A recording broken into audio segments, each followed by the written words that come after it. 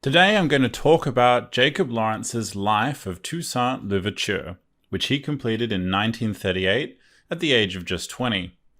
Louverture was a former slave who led the first successful slave rebellion in modern history, and he founded the nation we know today as Haiti.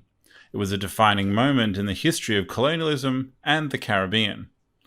Lawrence's Life of Toussaint L'Ouverture is a series of 41 panels that collectively tells this incredibly important story, and today I'm going to look at just a selection of a few in this fireside chat.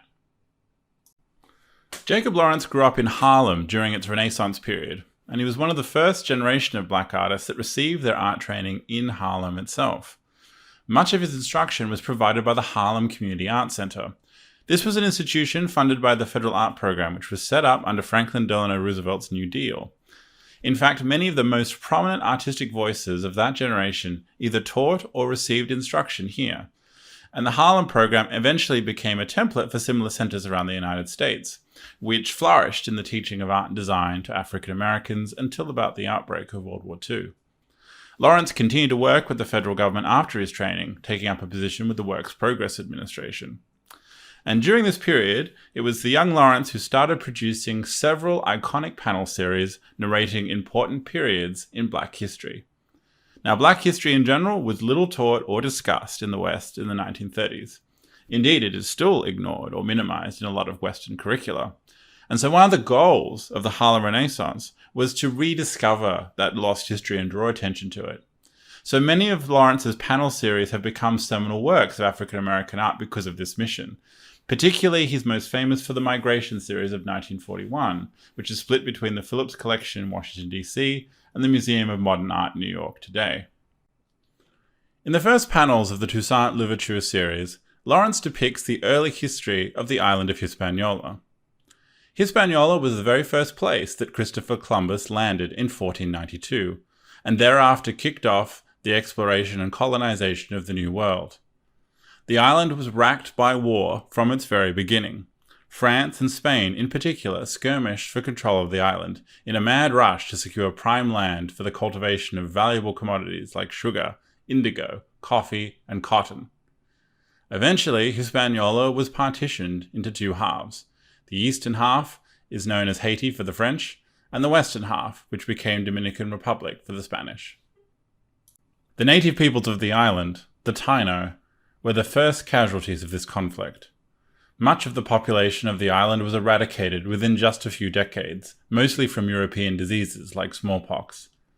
This depopulation created an intense need for labor to work the plantations, and African slaves were brought over by the tens of thousands to serve under the white plantation owners.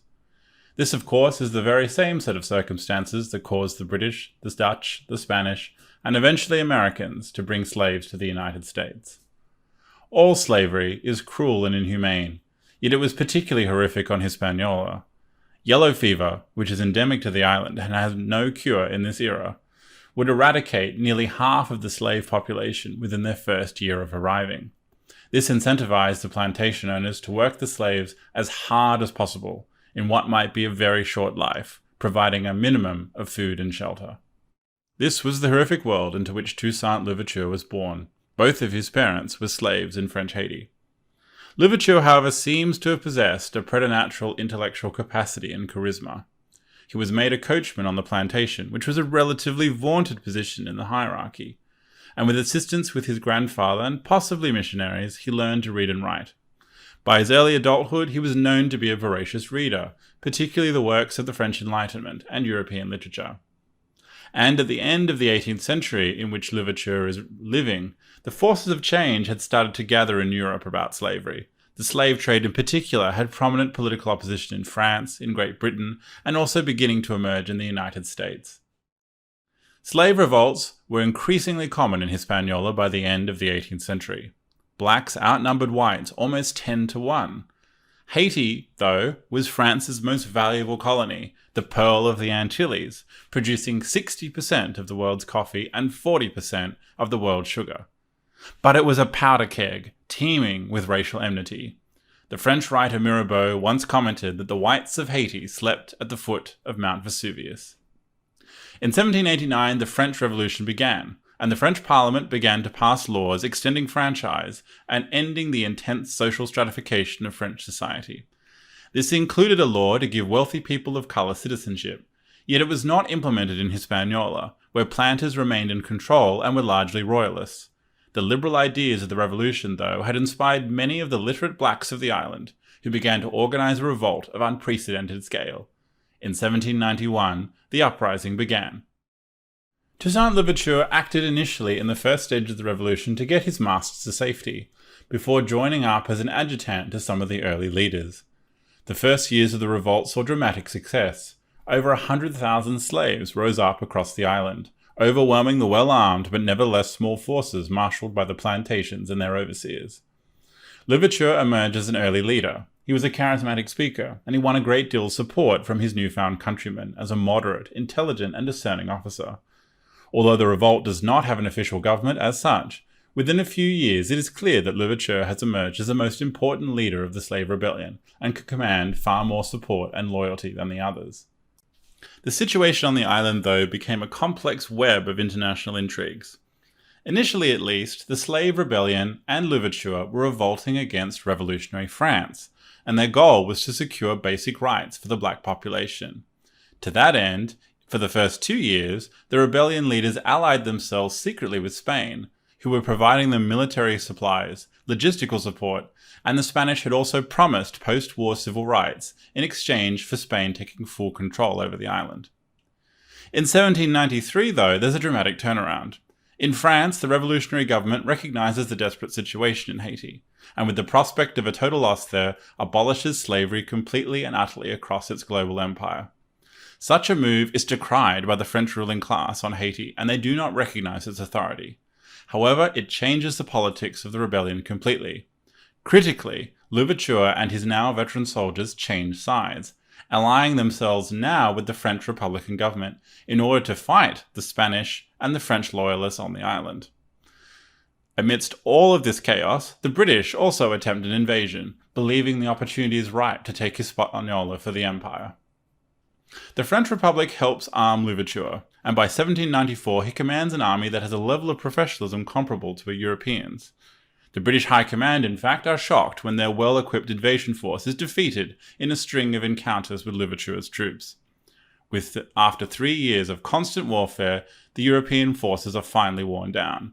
The Spanish withdraw from the island in 1795, the British in 1798, and later that year French royalists have all but surrendered and fled. By 1799, Louverture has fought off the 3 most powerful empires in the world using an army of former slaves, as an effective control of the entire island of Hispaniola. It is the first time in history that a slave revolt has been successful in overthrowing the established order, and by far the largest slave revolt since Spartacus in the ancient Roman Empire. Louverture still flies the flag of the French Republic. He believes in the French Revolution and does not think the island is ready for full independence. But Louverture is the undisputed political leader of the island, and the government in France exercises little actual control. Louverture has a constitution drawn up, he abolishes slavery, and he focuses on rebuilding agriculture and economic development across the island. For a couple of years, there is relative peace and a slow return of prosperity to the land. Let's break our story here to discuss Jacob Lawrence's artistic style. It's very distinctive, with a bold use of flat pattern colour blocks. In 1938, European modernism was firmly established in American art circles, and Lawrence's style likely has some influence from the Italian futurists, like Giacomo Balla, as well as some of the Cubists. Some of Lawrence's panels have also been thought to have been influenced by the so-called primitive style that was being used by artists in Europe, like Henri Rousseau.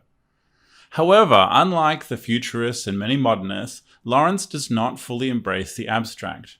His paintings are first and foremost a vessel through which to tell a story, and he does not hide that story from the viewer. His style is also very much influenced by the colours and patterns of African art and textiles. There was increasing exposure to and interest in traditional African art and design in this period. Lawrence would tend to pick a very strict colour palette for use of the series, and he was very disciplined about maintaining it, only rarely mixing colours or creating shades when it is completely necessary.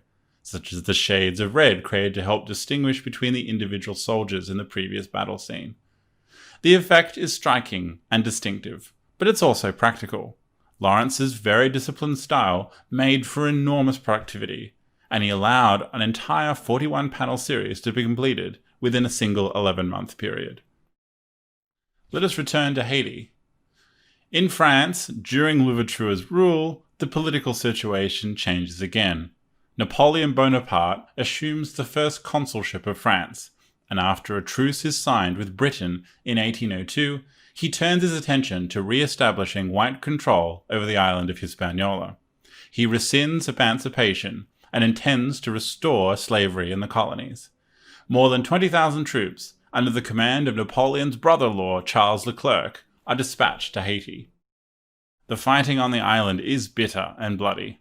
Louverture's plan is to evacuate everyone from the coast and retreat into the mountainous interior to try and draw the French into more easily defended territory. It is also a way to play for time. The scourge of all foreigners on Hispaniola is yellow fever, and it would likely ravage the invading army within a year. Months of inconclusive fighting ensures, but time does seem to be on the Haitian side, particularly as casualties from disease mount and hostilities are set to resume between France and Great Britain. Critically, however, several key Haitian generals lose their nerve, and they defect to Napoleon's forces on false promises from Napoleon of slavery not returning, and of them being able to retain their ranks and integrate their armies into the French army. Isolated, Louverture now has no choice but to agree to a truce with the French government in exchange for amnesty for himself and his men. Yet, moments after the truce is concluded, Louverture is lured into a trap and surrounded. He is arrested and sent to France, where he dies the next year in the infamous Fort de Joux. Within months, the French begin to reinstitute slavery on the island. Enraged at the broken promises and the perfidy of Napoleon, the slaves rebel again, this time led by Jean-Jacques Dessalines, a former general of Louverture who had been one of the defectors that had in part led to his downfall. By this time, as Louverture had predicted, more than half of the French army and Leclerc himself have succumbed to yellow fever, leaving the French army far more vulnerable. The renewed hostilities, though, are crueler than anything yet seen on the island. The French army is now led by the Vicomte Rochambeau, and they wage a near-genocidal campaign with orders given to kill all blacks on sight. Tens of thousands are murdered.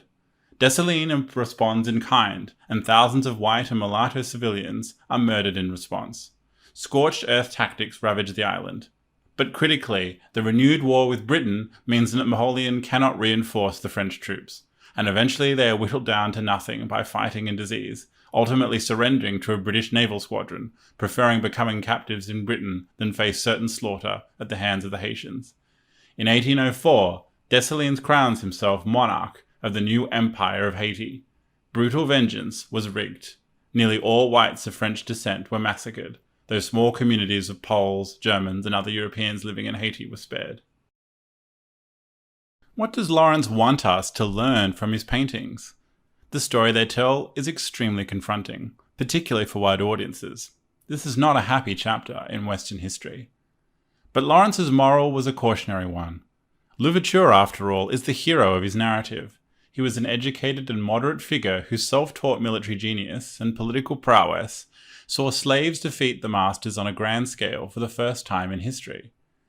Louverture's period of rule was calm and liberal, and though not completely harmonious, his administration was biracial and saw relatively little interethnic conflict and bloodshed. Yet the European obsession with defeating Haiti created a spiral of violence and reprisal that left hundreds of thousands dead, and for a far worse dictator to take over the island. In many ways, Haiti has never recovered from the initial trauma of its birth. Lawrence sees many parallels with his own time and the growing independence movements in the European colonies worldwide.